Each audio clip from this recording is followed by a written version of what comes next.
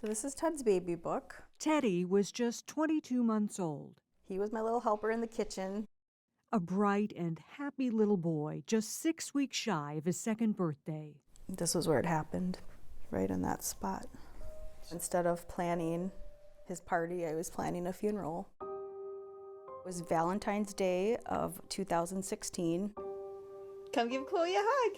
In his bedroom, just like any other day, Mom put Ted down for a nap and came back to check on him a short time later.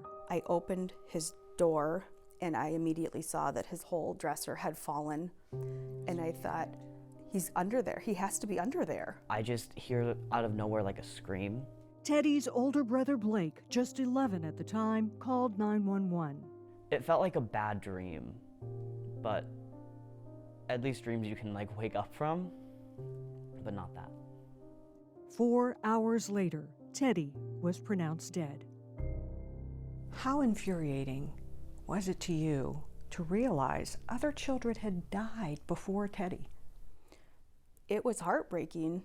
Within 4 days, I learned that his dresser had actually killed other children.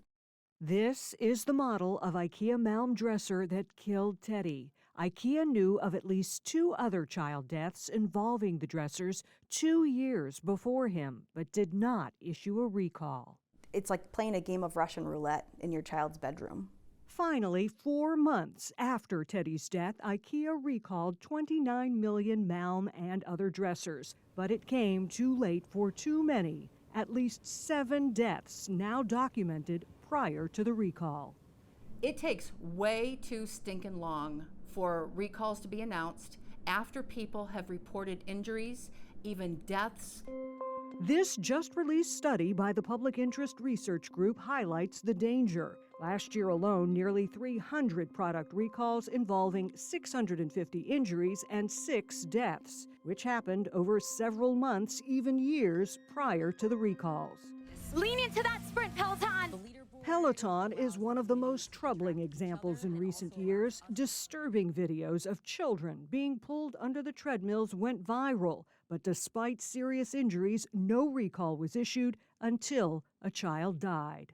Why do we see these products continue to be used after we know they're dangerous? A lot of times I can't even believe that I'm saying this word, but there's negotiation between the company and the regulator. The Consumer Product Safety Commission is the government agency tasked with protecting the public from dangerous products. But what many call a flawed law limits the agency when it comes to issuing recalls and warnings against specific manufacturers, even when they know the product is dangerous. Section 6B of the Consumer Product Safety Act says the CPSC cannot disclose derogatory information about a product unless it provides the manufacturer at least 15 days' notice to comment, which often leads to negotiation to avoid a potential suit by the manufacturer to block the disclosure. It muzzles the CPSC to do their job effectively. In 2015, the year before Teddy died, the CPSC was negotiating with IKEA about the Malm dresser. But in lieu of a recall, the company announced a repair kit to anchor dressers to the wall. Pick out all your jammies. The agency put out this public service announcement just 1 month before Ted's death, warning about the danger of tip-overs. But still, the prior IKEA deaths were not made public. I felt like Ted was the sacrificial lamb. He was the last one to die before IKEA finally said, okay, let's get this dresser off the market.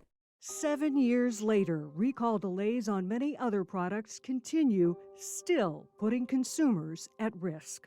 The bottom line is our recall system is broken, colossally broken. The question now, is it time to fix it, especially when lives are at risk? In our next report, an exclusive interview with the head of the CPSC, we ask why the agency isn't more aggressive and find out what's being done to change that. For Spotlight on America, I'm Angie Moreski. It can take months, even years, to get defective and dangerous products off the market, but now there is a movement in Washington to change that. If I knew a product was killing people right now, I couldn't tell you. That startling statement from the head of the government agency that's supposed to warn consumers about dangerous products. Before I do that, I need to go back to the company, let them know what we're going to tell the public. If they disagree with us, they have the ability to go and take us to court and prevent that from happening. Consumer Product Safety Chair Alex Hohen-Sarek says he's limited by Section 6B of the Consumer Product Safety Act, which requires companies to be notified at least 15 days before any disclosure, giving them time to block it in court. That leads to negotiation, which can delay recalls for products like the Fisher-Price Rock and Play, now linked to more than 100 deaths, Peloton Treadmills, at least one child death and more than 70 serious injuries, and several IKEA Malm Dressers, responsible for at least 8 children killed. Can the agency just be more aggressive and put that warning out? I mean, what's the company going to do at that point if indeed children have died? We have to follow the law, because the law is the law. Sunshine is the best disinfectant. Connecticut Senator Richard Blumenthal wants the secrecy to end. He's introducing the Sunshine in Product Safety Act to repeal 6B. We're talking here about real life and death impacts. It would remove the straitjackets and restrictions that enable companies now to negotiate about recalls pertaining to their own products. On the House side, Illinois Representative Jan Schakowsky is sponsoring the bill. We can't have profits over people and children. We're talking about saving lives. This was where it happened, right in that spot. Unfortunately for Janet McGee, the Sunshine Act is too late. Her 2-year-old son Teddy was killed in 2016 when an IKEA Malm dresser tipped over on top of him. Just 1 month before he died, Good job.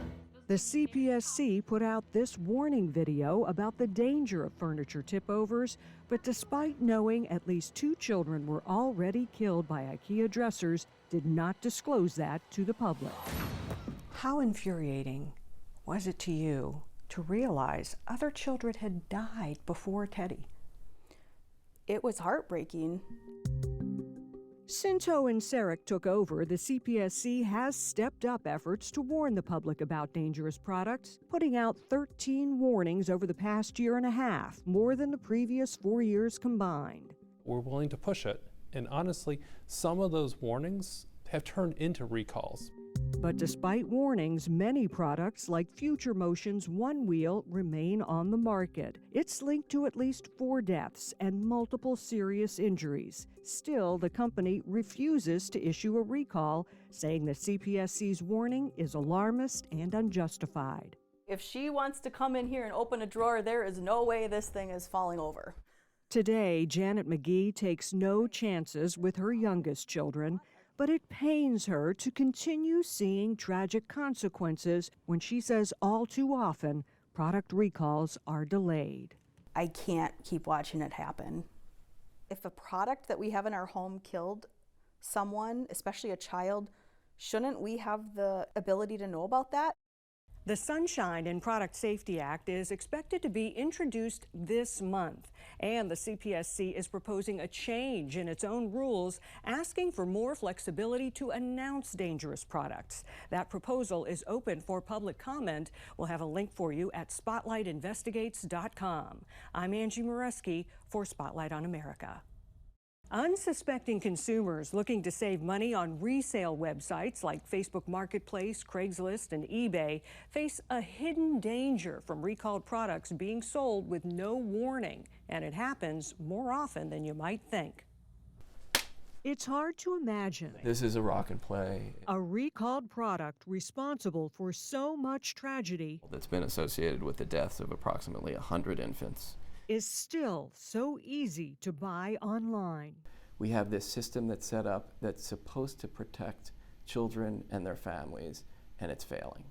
Product liability attorney Dan Mann says one of the first things his office does when a case comes in is scour the internet to find the same model of recalled product involved in an injury or death, and all too often, it's not hard to do.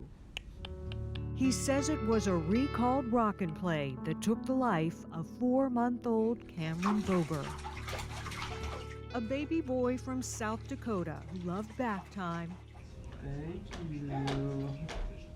and pulling his daddy's beard. Every moment was special with him. At the time, I just didn't know how much. In 2021, nearly 2 years after the rock and play was recalled, baby Cameron fell asleep in the rocker at his daycare and never woke up again. It's been extremely hard trying to deal with my emotions myself and handling it. In January this year, the Consumer Product Safety Commission reissued the rock and play recall due to suffocation risk, announcing at least 8 more babies died since the original recall. Little Cameron was one of them. It's kind of mind-blowing, I guess, in a sense of knowing that there's products out there like that kids are trusted in and things like this happen. Is the system that we have set up as a country to protect consumers and children failing? On many levels, we could do more, and especially when we're starting to look at these new e-commerce platforms that are out there. Alex Hohen-Sarek is chair of the CPSC, the government agency tasked with protecting consumers from dangerous products. You worry about another child being killed. I worry about another child being killed every day. Spotlight on America searched Facebook Marketplace. Fisher-Price Rock and Play being sold right now for $15. And found not just one, but 2 recalled rock and plays being offered for sale on separate days, and other recalled products too. A Boppy Pillow, original, and it says sold.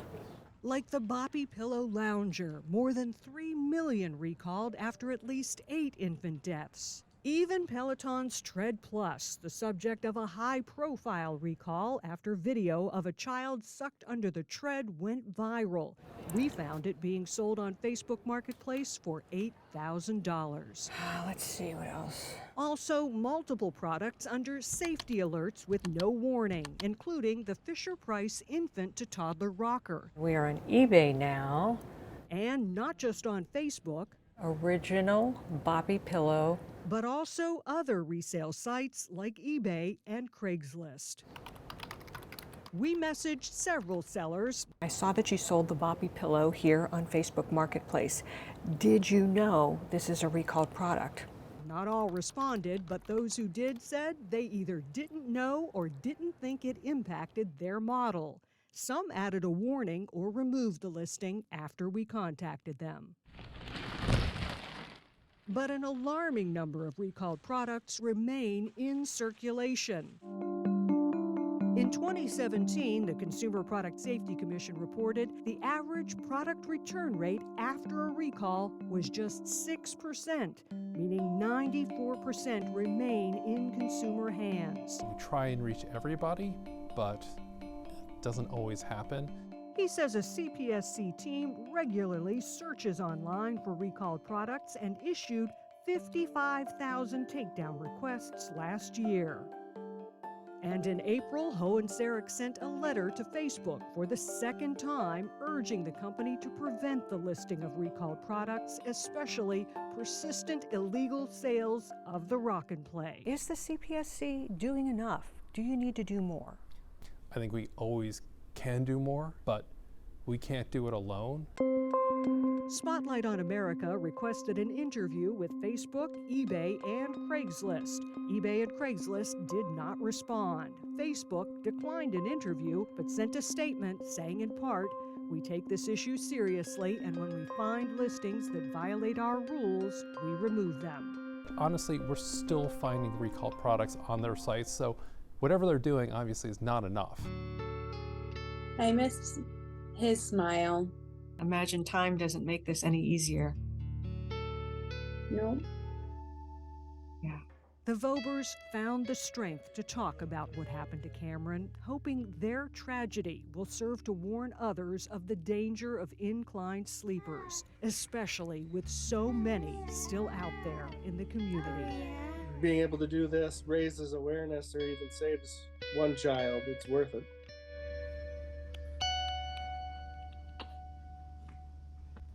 After our interview, the CPSC reissued its recall of the Boppy Pillow, announcing at least 2 more infant deaths since the product recall in 2021. The commission urged all online marketplaces to stop selling it and sent another letter to Facebook specifically saying the company is putting its users at risk by allowing so many resales on its platform. I'm Angie Moreski for Spotlight on America.